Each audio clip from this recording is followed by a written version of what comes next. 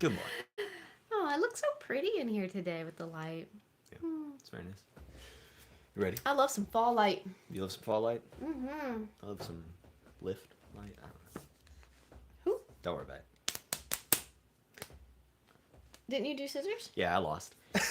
Welcome to Books We Never Read. Except for those we have. I'm Nicole, I'm Jason. and I thought I'd be the one struggling this morning. It's him.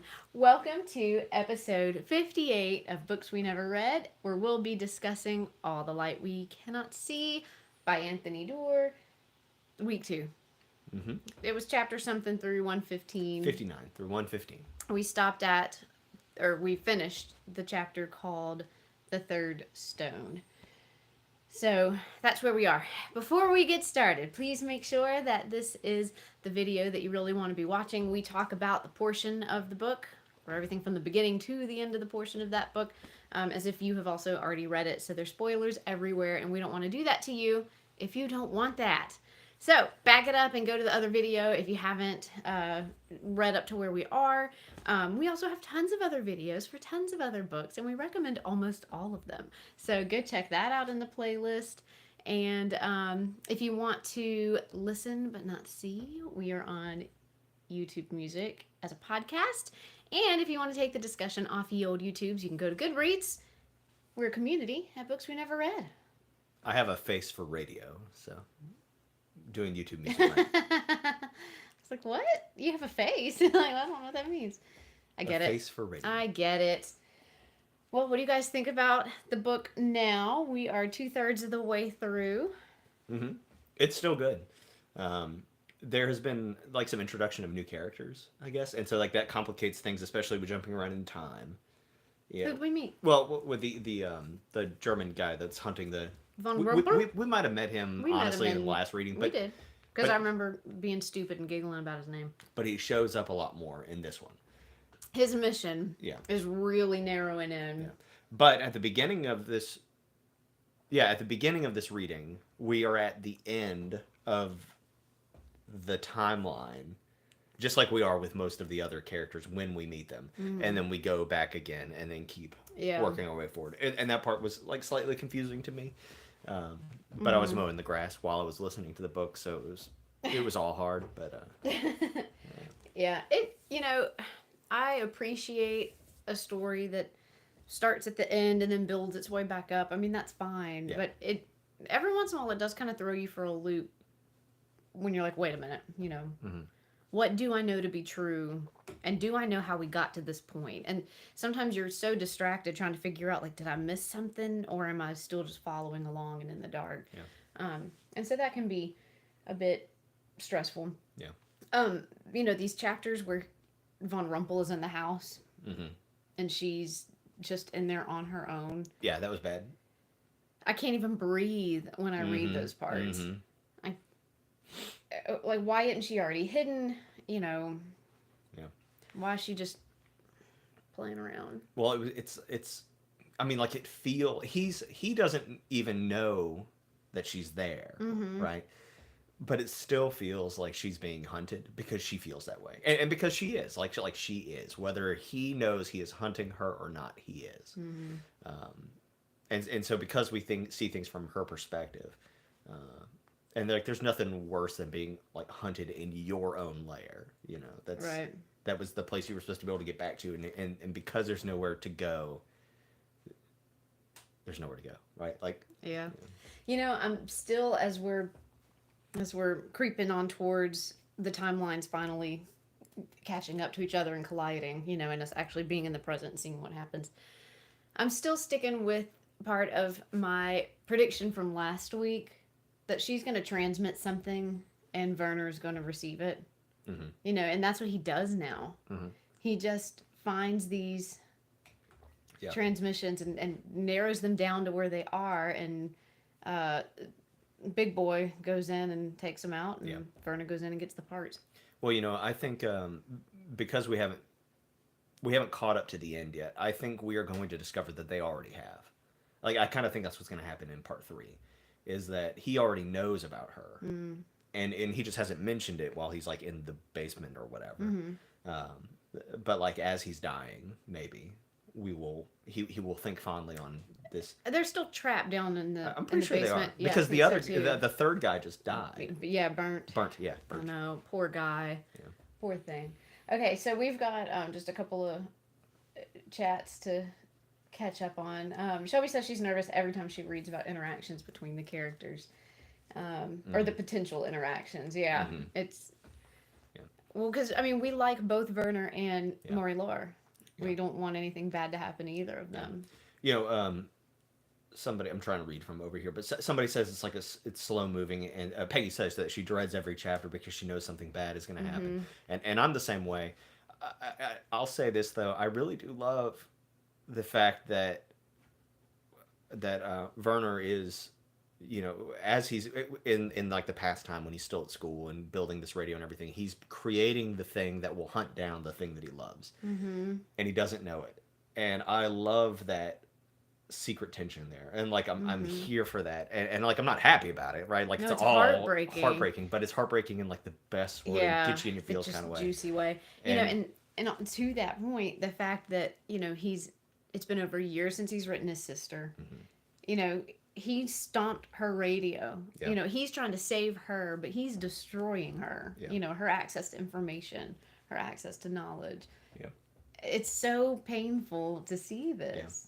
Well, and just the fact that this radio that Marie Laure has is the thing that inspired Werner in the beginning, right? Like that transmission from her uncle was the thing that made him so interested, and that he will now have to go and hunt it down. You know, like I assume, right? That's where we're going with this.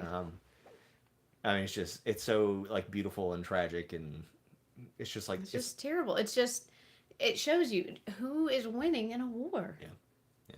Well, the entire Werner arc is like Marie Laure. Like I'm interested, I guess, but Werner is the one that I most am attached to, and it kills me.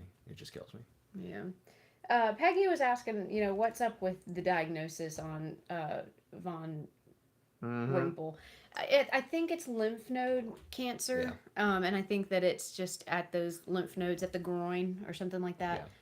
There's someone in our live stream perhaps that might know a little bit more about biology. I was wondering where that was going because, you know, he'd like kick a door down and be mean to someone, and then he'd be like, this bulge between my legs. I'm like, whoa, what are you talking about? Yeah, that was weird. It was cancer. Yeah. So I wasn't sure.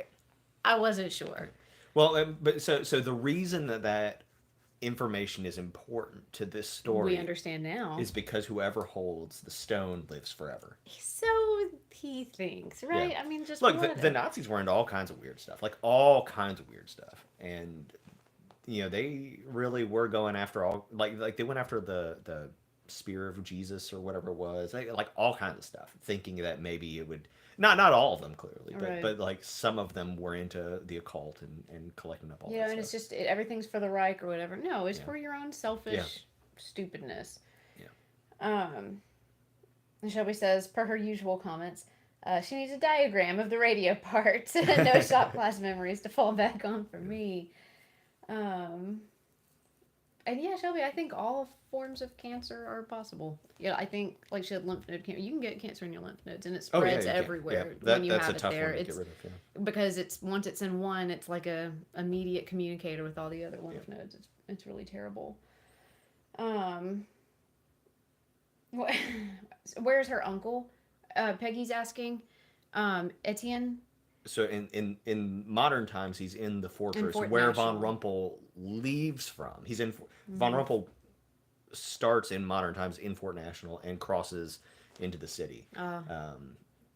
And so, because at one point, I think at the beginning of this reading, he's looking at the city through his binoculars, and Etienne's house is still standing. And but that's where he is at that time. And so whenever Von Rumpel is in the house walking around, it's because Etienne is back at the fortress, and he's not there to protect Marie Laure. Yeah. Peggy comments that Werner is losing his humanity. He wants to keep it, but he's losing it, and we see that. You know, his nightmares are about Frederick.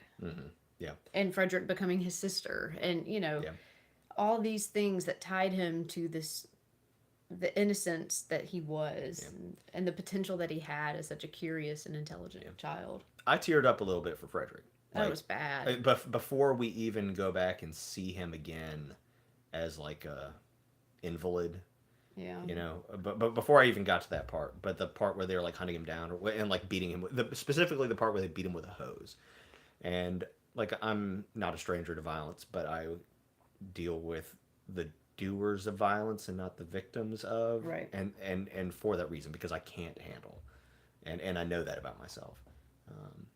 Like I don't work with kids. I don't want to work with kids. I can't. I'm too soft.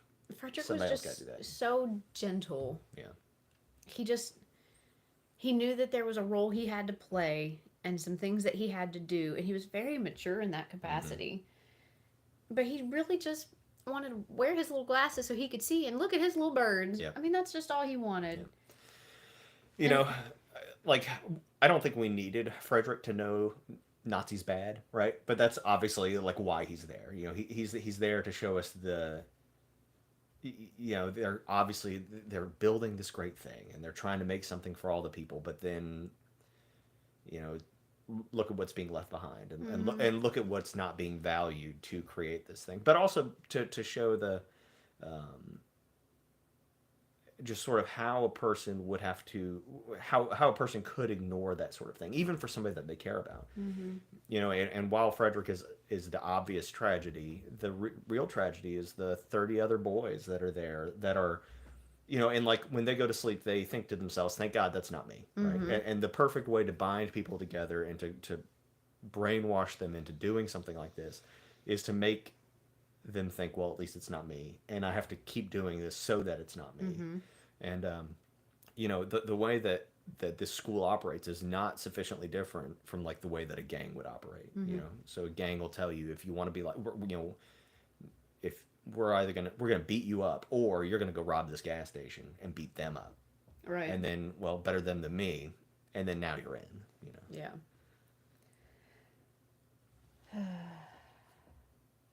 Yeah.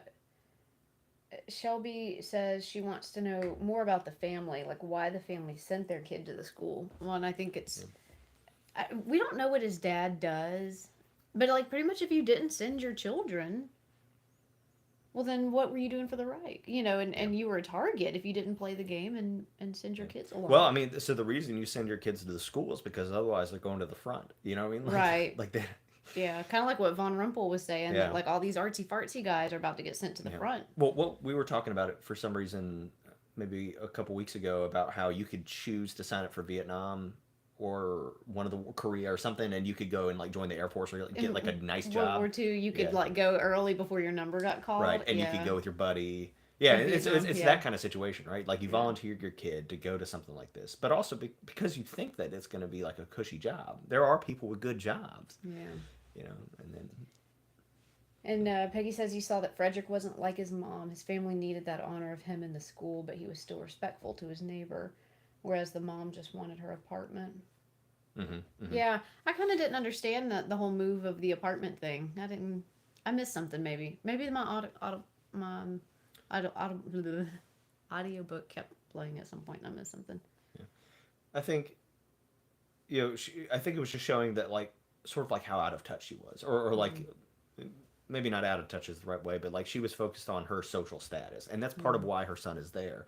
It's part of why they hide the books. You know, she's trying to fit in and do her thing, and you know what's interesting though is whenever you think about that mother and what she's doing to try to fit in, the same thing is really happening, but in reverse in St. Malo, with all the women who are getting together to form this resistance. You know, at some point when all your friends are being in the resistance, maybe you are too, so that you can fit in and be cool and whatever.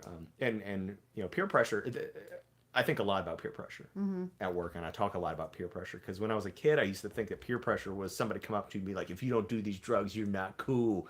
And that's not how it is. Peer pressure is just everybody around you doing it, and so that you do it too. And there's something deep within us biologically that pushes for that, so that we can know what's the in group and the out group. Right, it's survival, right? And it's just survival hijacked. Really. Okay, so yeah, let's talk about the women of Yeah. Sam Malo. Shelby says it gives major Handmaid's Tale vibes. Hmm. So I've never read the You know, I've Handmaid's never read it either. Tales, and I've watched the first episode of the show. Hmm. And I've heard that I would love it, but it would infuriate me. Yeah. And so that's why I just stayed away from it. I was like, I don't know that I need to be angry. You know, maybe now that we're doing this, because I didn't want to like dedicate all the time to watching another show, but we could read it. Let's put it on the list. Okay. She's got. There's something else by the same author that I already have on our list. Okay. Just Yeah. by the by. So, anyways, okay, the ladies. Yeah. Let's talk about the ladies. I love how it started, right? Like, it's just the ladies that come to the kitchen and talk. And then it's the ladies that come to the kitchen, and she's like, well, you know, I'm the one that delivers the mail. Maybe I just won't deliver this piece of post. Right. Well, and then they change And all the they're street like, signs. well, I'm the one that bakes the bread. Maybe I just. Put some goldenrod in there. Or no, that was the flowers. Yeah. Yeah, but like, yeah, maybe I lace this one. Yeah. You know, it started very small, very hard to track, and Pranks. very random. Yes, and turned into something huge. Yeah. And it was right towards the end of our reading for this week. It was really amazing to see Uncle Etienne pick up that role and say, you know, go get your bread for the week. And he got in there and he announced his numbers. And then it turned into, and Martha wants her son to know she loves him, you know, and like that means there's people listening. And then he plays his music, and then it's out. And he knows that it's a risk, and he knows that they're staying on the air too long. Yeah. For some reason, I'm blanking on the movie. This part really reminded me of Red Dawn, I think is the movie, with the Wolverines. It's a movie about, in the original, it was Russia invading the U.S., and then there's a remake with like Chris Hemsworth or something, and it's the Chinese invading the U.S. And my male students always read all those books. So, who's that guy? I don't know, but Red Dawn is very similar to this, but it's about high school kids who are like kind of doing pranks, and then they ended up, you know, being their true resistance. But that's what this reminded me of, and I love it. I think it's great, you know. And it gives people a feeling of power, even if they're not doing anything like meaningful there at the beginning. Right. You know, but whenever they're like, that village is 50 miles out into the ocean. I love that. Well, and what she said to Uncle Etienne was a good point. Do you want to be alive before you die? Mm-hmm. They're not going to make it out of this, and lots of people won't. You can either follow the rules and stay safe as possible and still die at the end of it, or you know that this isn't right. Yeah. Mm-hmm. Well, put a little goldenrod in the mix. And I think ultimately, a lot of times, at least in fiction, I don't know about in real life, the evil empire is brought down by 1,000 acts of quiet resistance. You know, and it's just the culmination of that into keeping the spirit alive, because once you give up, that's when it's over. You know. It was very sad when she died. Yeah. How did she die? She just like. So she had something going on, right? Like she had some pneumonia and. But it was natural causes, more or less. I think. Or she caught an infection, you know. Yeah. Right. Yeah. Yeah. Gotcha. It was just sad. Peggy says the parallels of the Marthas and Madam's group is spot on. The fancy Nazis getting taken down a peg when they aren't perfect, or their household becomes shamed. And so she's saying, read Handmaid. It's amazing. Mm-hmm. Wolverine, Patrick Swayze original. Yes, Patrick Swayze. Oh yeah, poo in the shoe. Yeah. Good trouble. Okay, Shelby says that Madame died from complications from pneumonia. Right. Okay. Yeah. And it sounds like she never got rid of the pneumonia when she came down with it pretty bad that one time. It just always kind of hovered in her chest. And let's talk about Marie Laura's dad for a minute. Okay. Every time a prisoner would show up in Werner's story, I was like, is it him? Is it him? Is it him? Oh, please. Oh, please. Oh, please. Right. Especially the scene where they're all chucking water on that guy. I was like, this is going to be him. And that would just compound the tragedy of this vortex around this radio if he had also killed her father or been complicit. somehow. But so far, there's no evidence for that. But still, like, her dad is just still lying to her, right? Like, oh, I'm in this great place. They feed me fantastic. It's, all that. The fact that they let their prisoners write at all is kind of interesting. They don't. He revealed in one of the last letters that it's an angel that comes and takes these letters. Right. Yes, correct. Yeah, so he's sneaking it out. Yeah, correct. Right. But, he's just built this whole world for her. She lived in a just sweet fantasy world, living in the museum and just had access to everything. Being blind only meant she was blind. It didn't mean she couldn't learn and couldn't explore and couldn't live a great life. And he's trying to keep that bubble for her, as dads do. Yeah, because she's blind, she only gets to see the world that he wants her to see. And there was a line where she finds a alleyway, or they take her to an alleyway to unlock a gate where they used to keep the dogs in the wall. Yeah, the grotto. That? Yeah. And she says, I don't know if my dad, or she wonders if she just hasn't found this place yet on the model, right? But the point being is that he builds this city for her, and she can only see the parts of the city that he's made for her, and then he's doing that still. He is still constructing that world.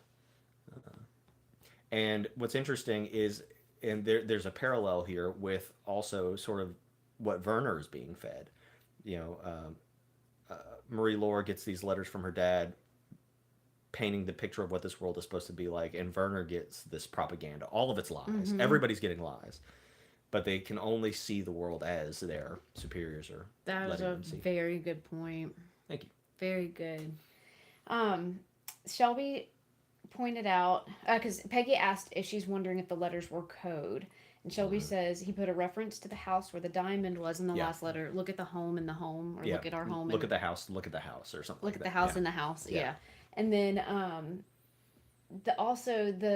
I saw a tree that was disguised, like an oak that was disguised as a. It was the water chestnut, or the chestnut oak, or something. What did that mean? Shelby Peggy is saying that that's a clue.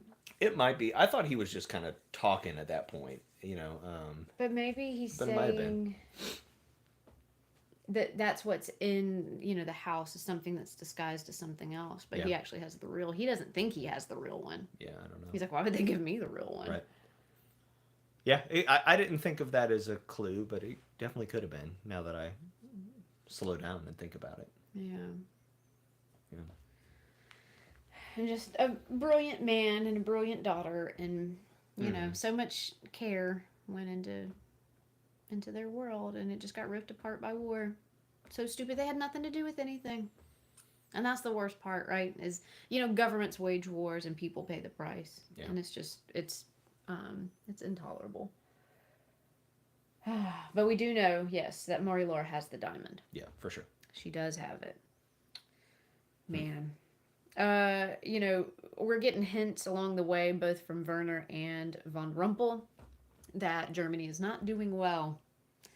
We're not thriving. It is 1944. Yeah. They ain't doing so hot. We have run out of steam, and it's going to take a while before I can eat sausage again. Because there was a description of Werner's sausage. You remember it? No. You lucky boy. Y'all remember it? I usually make gumbo for Thanksgiving, and we just happen to not be making gumbo this year, and I'm glad. Because you gotta have sausage and gumbo. I eat sausage like every day. It's gonna be a while. It's gonna be a while.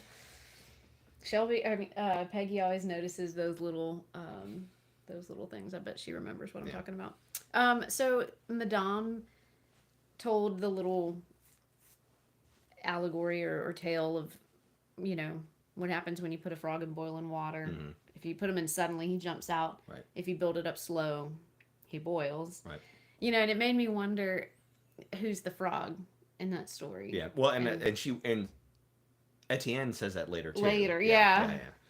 Yeah. Oh, yeah. Are we the frog? Are they the frog? Yeah.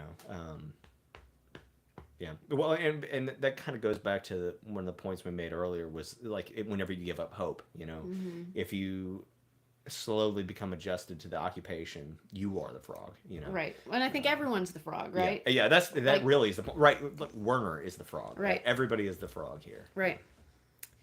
Um, Rebellions are built on hope. Love that movie. Shelby wants to know if Yoda survives. Yoda, the sister, Werner's sister. Yeah. Jada is what it looks like, but in the audiobook it sounds like Yoda. Well, and yeah. I thought it was Yoda the whole time. Yeah. Germans don't have they don't use a J. Oh, So. Peggy remembers what was in the sausage. Shelby's got some white bean and sausage soup on the menu for the week. It is soup season, my friend. Mm-hmm. Good luck with that sausage. Just don't look. Yeah. Just don't look. And the books Etienne are reading to Marie are metaphors. The Snells looking like they're dead until they have access to a bit of warmth. Yeah. Wars kill, but then slowly people rebuild. I hadn't thought about that. Yeah. It's a really good point. You know, one thing I've been thinking about a lot with this is I've read a lot of history, and World War II is something I don't read a whole lot about, but everybody knows, like, the broad strokes, I guess. And it's one of those things where, like, you know, like, one death is a tragedy, a million is a statistic. I don't know if you've ever heard that before, and I'm messing up that quote, but the idea is that, like, violence compounded is just so unimaginable that it just becomes numbers at some point. And because we literally can't process big numbers. We can't see what. But we also, I don't think, can, like, without witnessing it, like, we cannot comprehend, like, pain on that level. And that's part of Etienne's problem, is that he's been there and he does comprehend. And once you understand that that's possible, like, you can't come back. And anyway, that's one of the things that I posted this week, like, what books are you thankful for? And oh yeah, we need to talk about that, don't we? yeah, well, I think this is one of the ones that I am, and books like this, because it takes, you know, like, I play war games, you know, all the time. So many people do, and there's nothing wrong with that. But remembering and comprehending that, like, this is, like, this little foot soldier is a person that has people who care about him, that goes and dies for the Reich for reasons that aren't his own, right? Right. And or like, I think about there was the boy at Werner's school whose father dies, and he's, like, literally not sad, and he's like, I'm glad my dad died, going out like a hero. Yeah. And, like, we say stuff like that to each other, but, like, that's propaganda, right? Like, we say that, and we think it because somebody more powerful than us wants us to think it, because they need us to go and do that sort of thing. And there are good reasons for somebody to go and die for something they believe in. It's not this one, maybe, you know, like, maybe, I don't know. Yeah. But I mean, just bringing it down to, like, this scale and seeing it on a personal level, I think is one of the reasons that we should read literature like this, even when it's hard. And this one is hard for me, but it's necessary, I think. And I think more people would do better for reading things like this. Oh, absolutely. And I just think about some of the wars that are going on right now. I'm like, what? Like, for why? Like, can we just be cool to each other? And the answer is no, right? And then I think about, like, there are places on the planet that aren't at war, but may soon be, because of, like, some stuff that happened 100 years ago, and nobody is alive from that time. Right. And we're still just like, yeah, but just screw perpetuating. you guys. You're right. Yeah, this need to battle it out. And in those cases, you're thinking about, like, the honor and how your country was slighted or whatever it is, and you're not thinking about, like, the lives. Like, can we just be cool?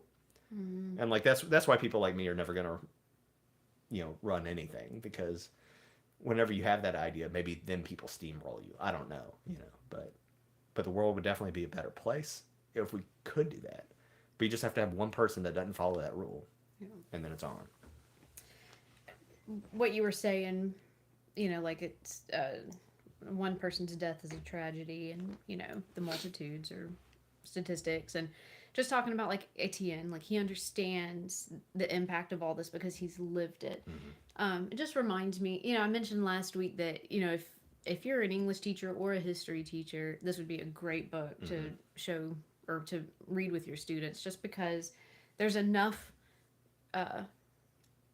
like, anchor points into true history, and then the individuals within the story are so compelling, and you know, you really do, they would remember a lot of it because you need stories to anchor yourself into the history, you know. Sure. So anyways, it reminded me of like a lesson, like a unit I used to do with my students, talking about the end of World War II and the bombing of Hiroshima and that kind of stuff. And we would read Hiroshima by John Hersey. He was a reporter, and he followed 6 people, and he got there like before, during, and after their experience with the bomb. They were all bomb affected people.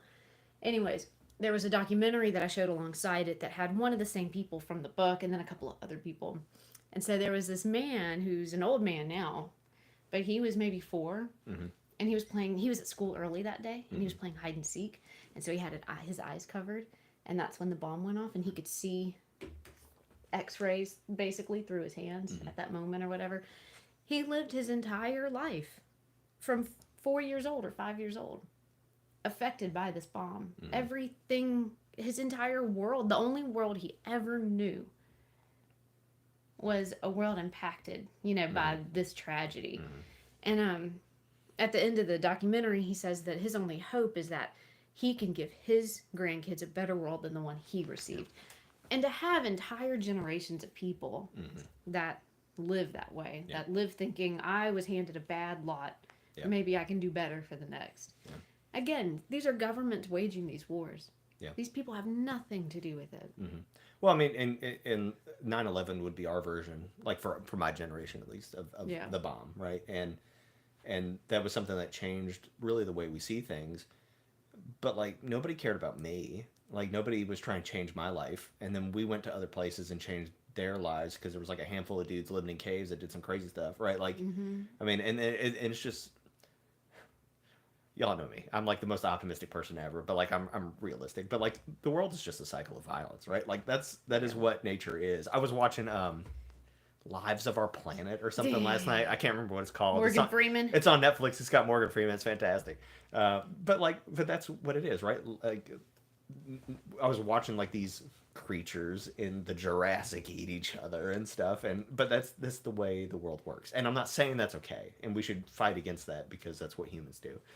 But it's the way we're built, and somebody did something to us, and then it goes and goes and goes, and that applies here too. You know, I definitely don't agree with what the Germans were about in World War II, but the groundwork for that was laid in World War One, and that's why I'm more interested in World War One. Is like at least in World War II, people like believed in stuff, and they had a thing they were trying to do, even if it was a bad thing.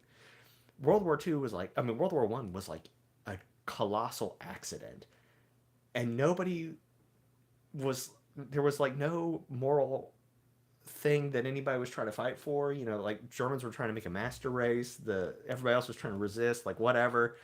World War One was just like, well, I guess here we go, and then it not only did that one, but then it did this one, because of the Treaty of Versailles and how the Germans were treated, and that all goes to just thinking of like, well, so fine, you've beaten evil this time, but has what you've done laid the groundwork for the next tragedy, you know? And there are places on the planet today that are at war that are following that cycle again, you know? Yep. It's crazy. It's too heavy. It is heavy. Happy Sunday. Oh, man. It's a Stalin quote? It might be. There are several quotes like that are misattributed to Stalin, and off the top of my head I can't. We got accused a few weeks ago. Well, there's the crack in the egg one, right? That one's not really a Stalin quote, but it's often attributed to him. But yeah, it might be Stalin. Okay, Maggie says we have to discuss the poop head professor. He wasn't able to do the things for the radios, knew it, and pulled a 16-year-old boy into the war to do it. False pretense is my foot. Yeah. That was really frustrating. And that Werner's even smart enough to know that, like, they know that I'm only 16, and a small 16 at that. Yeah. Oh. Yeah. Right, and so Shelby asks, was that trying to protect him from getting called out at school, or to protect himself and show off Werner as his student. That's so things kind of got weird with the professor, right? Yeah. Like at first it was like giving him candy and like this was great, and then he's like, no more candy. Yeah, I was waiting for him to sexually abuse him. I'm glad that didn't happen, but like I kind of like thought that was where the story was going because he was like getting drunk and stuff, hanging out with him. But yeah, but he was what again? It was that thing where you asked for something, so I'm going to take stuff away. I'm going to punish you for it. That way, you never ask for it again. You know, he's conditioning that kid, and I don't think he did it to protect him. The guy did it for his own selfish gain. Yeah. You know? Oh. Humans are built to fight and kill each other. Ick. I don't want that. I don't know. Sorry, I can't read it. I have too many conflicts and wars. I can read that. Shelby says it'll be more than one conflict for her generation. Yeah. Can anyone explain? Okay, this little heart is in the way, and I can't read what it says there. This is okay. So this says, can anyone explain the entropy decreasing quote in the book? I don't know that quote. Yeah. So. Oh, about the closed system and all that. Right. Was that yeah. Let's all revisit that. I'll try to post in the comments or in the description box afterwards, like what page we're talking about there. So I did want to make note of it, and I did want to reread it, and then I forgot about it. But you know, like in physics and stuff, you know, there's entropy, and then it's also kind of making this comparison to the chaos of the world and the energy that's going out, and so we should recommit. Yeah. Well, so in physics, entropy is always increasing, right? The chaos in a, but really it's in an open system, closed system.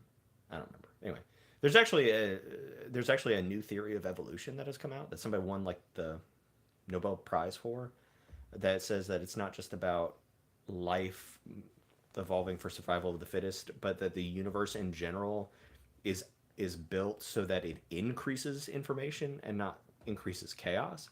And so obviously entropy is a thing, and in a system things will break down. But I mean, we went from a primordial soup to human beings, which now we're like super ordering everything. Anyway, the point being is that the universe has a mechanism for fighting against that, which I think is really cool. Interesting. Anyway, unrelated. Right, entropy of a closed system never decreases because it's always there's nowhere for it to go. Chapter 73. Thank you, Peggy. Yeah. All right, everybody. Yeah, we'll check it out. Yeah. At least, you know, you do it before you read the next bit or do it after you read the next bit. But let's take a look at that again because I think it's worth looking at. It might make more sense. Yeah. Something else might come up. This author is really good at dropping a concept, you know, in chapter 1 and then bringing meaning to that concept. Let me see if I can find something real quick just because I'm interested now. Later on. And so I really like how he does that. Kind of like how the boiled frogs thing came back. You know, the puzzles, all of that. This is a really well written book. And I would be very interested to see other things that Anthony Doerr has written. I would need to pace myself because, you know, I've got tears like right here. They're ready. They're ready to come out in any second. It's just a lot. It was hard reading this. It has been. I'm ready to get it done. Okay, I have the quote. Do you want me to read it? Yes, please. Okay. It's rather long, but I assume this is the quote. It says, I'm doing my best. I'm trying to help. Tell us. Right, so it says, entropy is the degree of randomness or disorder in a system, doctor. His eyes fix on Werner for a heartbeat. A glance, both warm and chilling. Disorder. You heard the commandant say it. You heard the bunkmasters say it. There must be order. Life is chaos, gentlemen, and what we represent is an ordering to that chaos, even down to the genes. We are ordering the evolution of the species. I remember this part now. Winnowing out the inferior, the unruly, the chaff. This is the great project of the Reich, the greatest project human beings have ever embarked upon. Hauptmann writes on the blackboard. The cadets inscribe the words on their composition books. The entropy of a closed system never decreases. Every process must, by law, decay. And that was something that the Nazis really, like, tried to do. They would take like scientific concepts or philosophical concepts that apply to other things and be like, it'll work in this situation. Let's make the perfect race, you know, and it's stupid. Well, that's like the obsession with Nietzsche was not. Yeah. Like he wasn't all right. I'm not saying that. Who, Nietzsche? Yeah. Leave that boy alone. But he wasn't that. So, yeah, no, he was not. I mean, it just that is not at all what he was getting at. No. Well, and what's really unfortunate is hilariously, he is one of the people they probably would have gotten rid of. Yeah. Hey, have y'all ever watched Man in the High Castle? It's good. It's good. That's all I have to say about that. So Shelby has some theories for us from the internet, it looks like. Number one, Werner repeats the phrase of his professors regularly. It has a twofold meaning for me. Firstly, it points out the irony of Hitler's demand for purity. And then number two, the suffering that takes place in the world never decreases. Yeah, and I think that kind of goes to what we were talking about earlier, was just that, like, the world is chaos. And what they were doing is fighting against it, and probably what we're doing is fighting against it. But what happens when you're fighting against it just causes more, you know.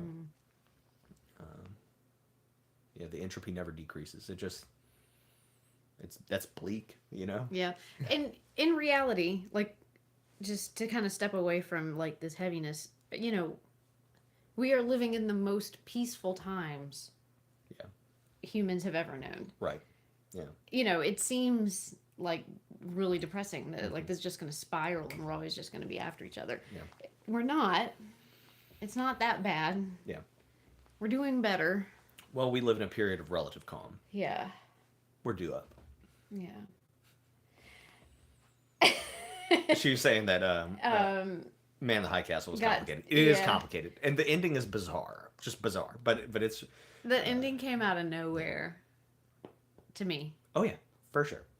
Not where I thought it would be going. Yeah. But it was a fun ride to get there. Yeah. The guy that plays the head Nazi just knocks it out of the park. Yeah. I can't... Rufus Sewell. Just fantastic. So... Yeah, it was good. Yeah.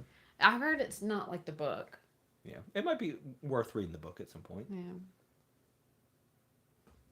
We'll think about it. Our America, not their America. Yeah. We have whole memes in this house about that show. Whole memes. Which that's from Parks and Recreation, by the way. I don't even think you knew that. I didn't know that. Not their America. Oh. Anyways, I have purposefully tried not to cast people for characters in this book because the actors already exist on Netflix. So I'm real excited about finishing this one because I want to take a stab at the Netflix show. We'll put up a little review of that. What we need to do is watch it and then hop right on. And while it's like fresh and while fresh, we're mad or sad or it's gonna be rough. crying on screen. Yeah. Ooh. Yeah, Peggy, there's a book for Man in the High Castle. Is it called Man in the High Castle? Yeah, it is. It's a oh man, I'm drawing a blank now on who wrote it, but a very famous author. I just love that the we can play dodgeball guy is Man in the High Castle. Yeah, he is. It's so hard to see him as anything other than King of the Hill character or we can play dodgeball. Do we have anything else we want to discuss about this book? Gosh, that went by fast. It did go by fast. I really didn't think I had that much to say about this one. Philip K. Dick. That's what I thought, but I didn't want to say up, it Greg? wrong. Man, got my back. So, yeah. I didn't want to sound like a fool and say it was a Philip K. Dick book and be like totally out. So. Yeah, I had no notes 10 minutes before we hopped on to ye old YouTubes. Yeah, Greg wins the race for that answer. So again, all told, I'm really loving this book.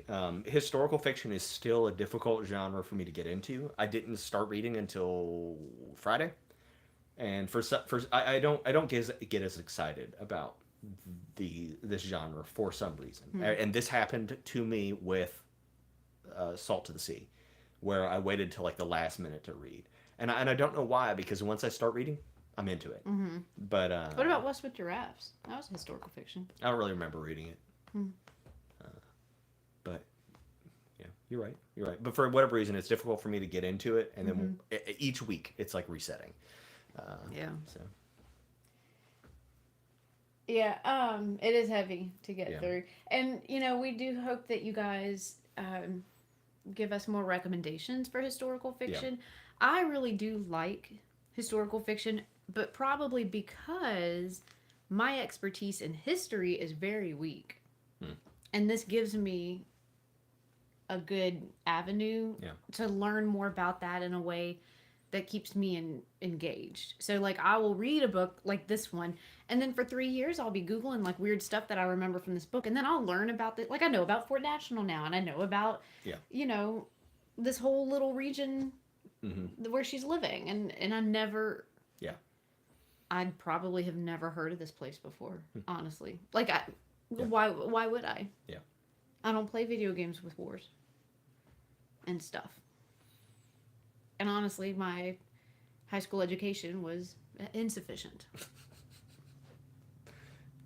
So, you know, if I did learn about it, it's just because I read about it in the textbook, and no one remembers what they read in the textbook. It's like the driest stuff. Maybe we need a historical fiction where we don't know the bummer events. Yeah. So I was just thinking that, you know, of all 3 historical fictions we've now read, they've been within 20 years of each other. And that's only because West of Giraffes happens at a different time than the other 2. But maybe we should find a historical fiction that takes place in something very different. Maybe not even like a modern time. You know, my very first historical fiction book I read in high school, and it was called The Red Tent. And it was like a retelling of Rachel from the Bible. Yeah.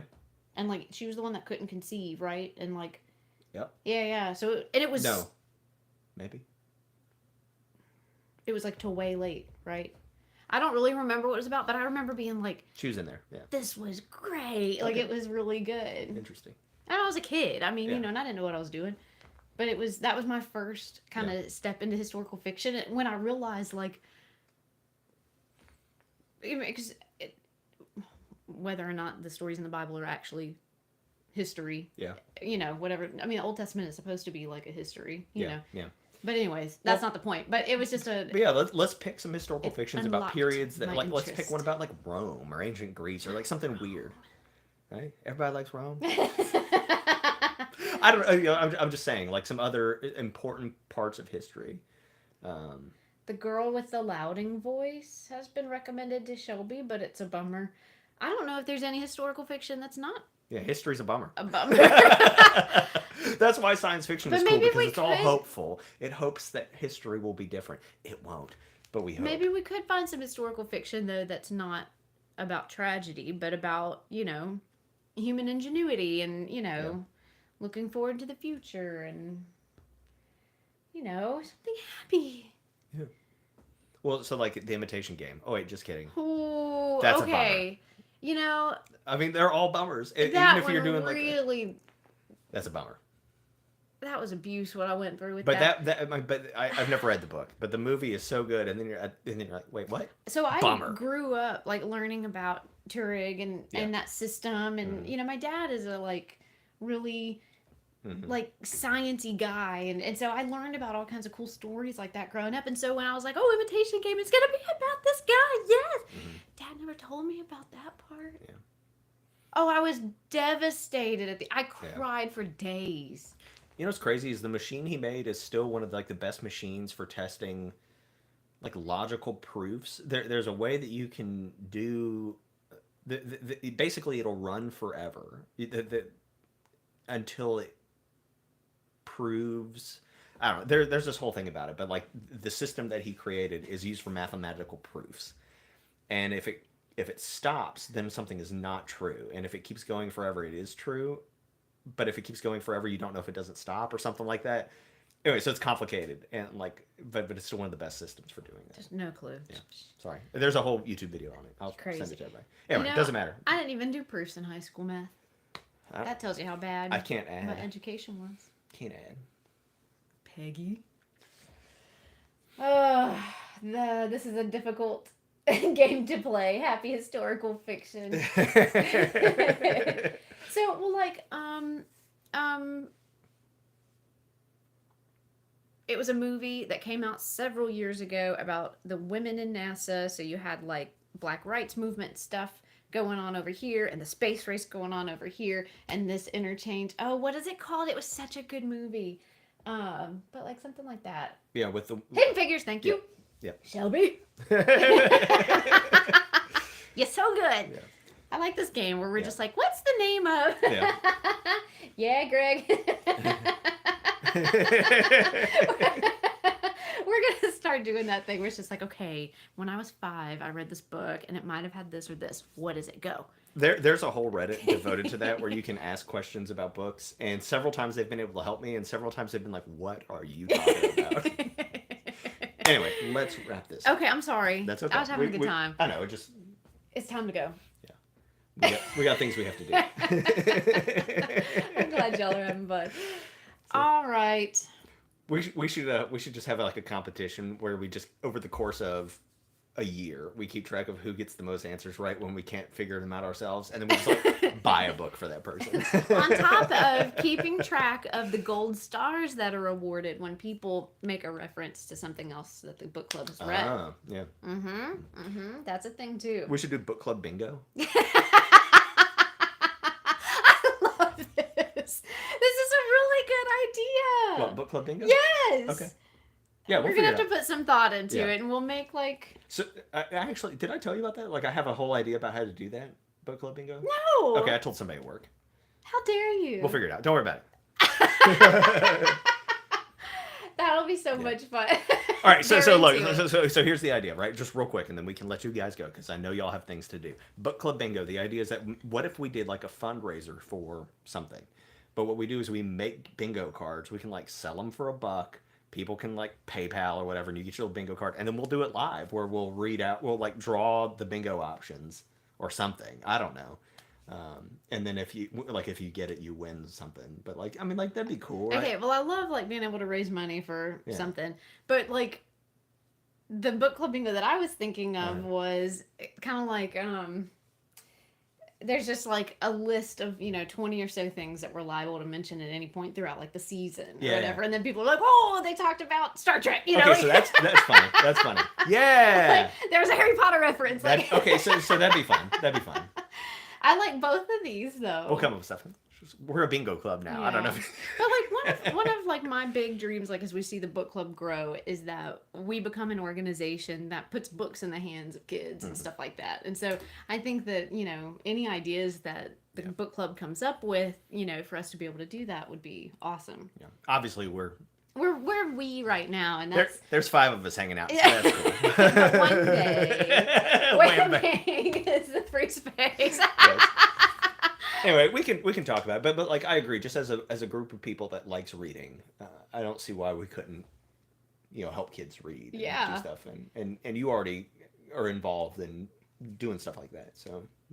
Oh man, I've been reliving Hooked on Phonics these past couple of weeks. Get out of town! It's fun. Anyway, y'all let that noodle around. We can come up with some ideas later, and then. But yeah, bingo sounds fun. Yeah. Wham bang. Wham bang. Free space. All right. Is there anything else you wanted to say about this book? Because we have hit an hour. Oh my gosh, I'm so sorry, you guys. Nope. Okay. So this is announcement week for our next book. We are very excited to announce we'll give you it. 2 Not guesses. Yet. I'll give you 1 We guess. won't confirm. We're gonna we have a whole plan for how we're gonna announce it, so we need to do that right now if we have time. Oh gosh. And then we'll figure it out. So anyway, thank you guys for being here. I greatly appreciate everybody's help and patching our memories for us this week. That was very helpful. So I cannot confirm or deny. Right. Anyway.